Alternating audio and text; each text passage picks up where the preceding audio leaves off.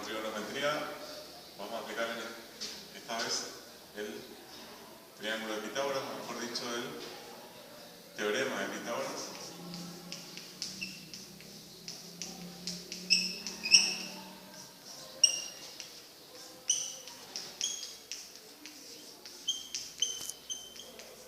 El cual establece que en un triángulo rectángulo se llama, porque es un triángulo que tiene un ángulo recto, en este caso acá. Entonces, en un triángulo rectángulo, el teorema de Pitágoras establece que la suma de los cuadrados de los catetos es igual a la suma, o mejor dicho, al cuadrado de la hipotenusa. O sea, primero le vamos a dar nombres a los lados del triángulo, ¿sí? La longitud del lado de arriba la vamos a llamar hipotenusa. Vamos a darle nombres a los otros lados, A y B, por ejemplo. Y este teorema, el teorema de Pitágoras, lo que establece es que la longitud al cuadrado de la hipotenusa, o sea, la longitud al cuadrado de la hipotenusa va a ser igual a la suma de las longitudes al cuadrado de cada cateto. O sea, a la longitud de A al cuadrado más la longitud de B al cuadrado. Desde aquí, yo con esta ecuación podría calcular conociendo dos parámetros el tercero.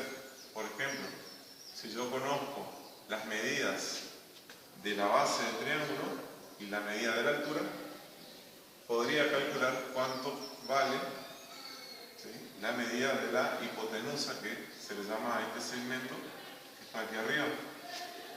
Un ejemplo práctico sería un rectángulo, por ejemplo, donde yo tengo en un rectángulo la medida de la base del rectángulo, vamos a llamarlo A, la base, para que quede igual que el triángulo, y vamos a llamarle A la altura.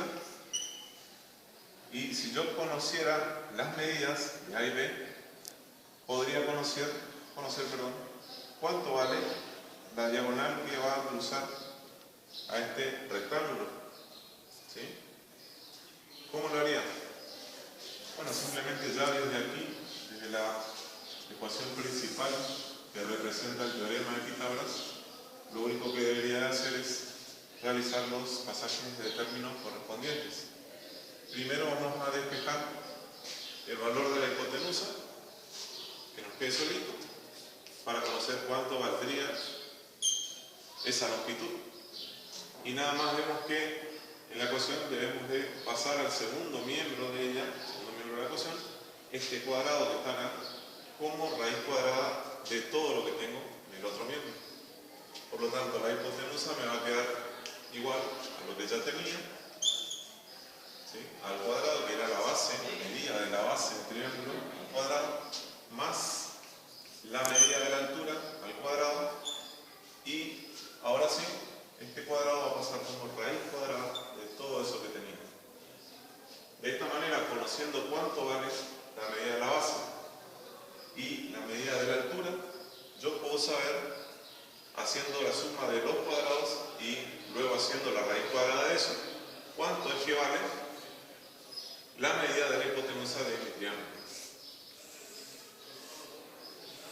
De la misma manera, en otro ejemplo, conociendo, por ejemplo, el valor de la hipotenusa y el valor de la altura, podría saber cuánto vale el valor del segmento o el valor de la base del triángulo, ¿sí?, que también podría ser el valor de la base de este rectángulo que está acá, ya que dentro de ese rectángulo, si lo divido a la mitad, tengo el triángulo rectángulo que está representado arriba.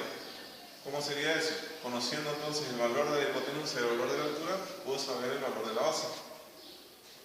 Partiendo de la misma fórmula general, o de la misma ecuación general que me define el teorema de Pitágoras, lo que tengo que hacer simplemente es, como dije antes, un pasaje de términos. Por ejemplo, copio lo mismo,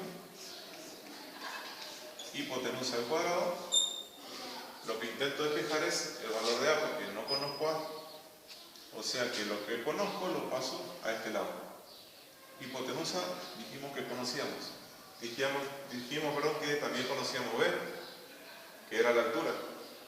B lo conozco, entonces como B está sumando al valor de A, que era el segmento de abajo, este valor de B que está sumando lo voy a pasar al primer miembro, en este caso, restando como B al cuadrado, porque B al cuadrado es un solo número, entonces lo paso completo, coloco el signo igual y ahí me queda el valor de A al cuadrado como estaba, que era hasta ahí la base, pero la base está como A al cuadrado, o sea que de vuelta tengo que pasar este cuadrado al primer miembro, en este caso, como raíz cuadrada, con lo cual me quedaría la raíz cuadrada de todo lo que ya tenía, o sea, de la hipotenusa al cuadrado menos B al cuadrado.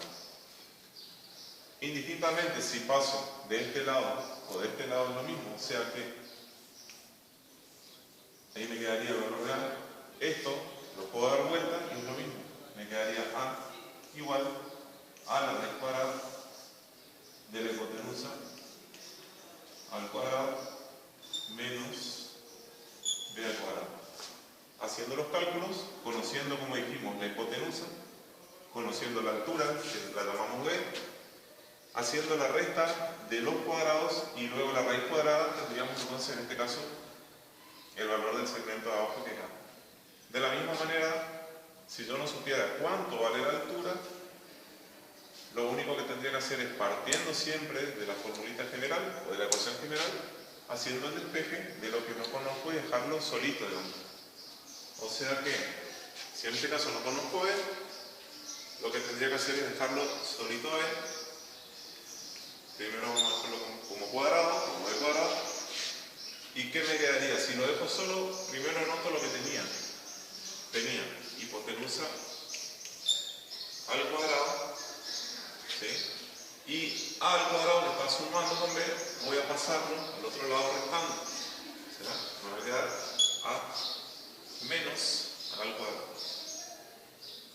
Luego, este cuadrado pasa, en este caso, al segundo miembro,